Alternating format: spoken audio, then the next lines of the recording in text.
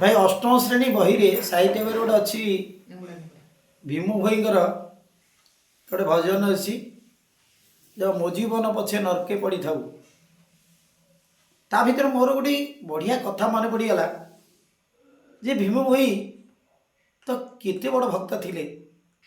भीम भई प्रभुंकर केते बड़ भक्त केते दिव्य ज्ञानी थिले तांको भीतर केते सुंदर ज्ञान थिला।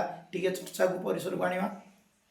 चर्चार परिसर भीतर देखंतु भीम भई कौन कहले प्राणी को आरत दुख प्रमित देखु देखु के बा सहु मो जीवन पछे नरके पड़ी थाऊ जगत उद्धार हेउ। केते सुंदर कथा।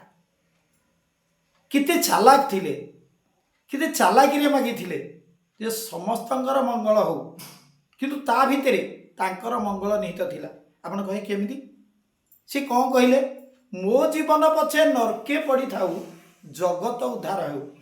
आज्ञा जगत भितर कौन भीम भई नथिले कि जदि जगत भितर भीम भई अछंती ताले से कौन कहले मो जीवन पछे नरके पड़ी थाऊ जगत उद्धार हो। आ जगत उद्धार हैला बोले आ भगवान कौन भीम भई को छाड़ी देगी जगत उद्धार कर देबे। भीम भई कौन से जगत भितर नांदी कि तेणु सबुबले अन्य पाई मागंतु ताहले निजर मंगल हम। ओम शांति।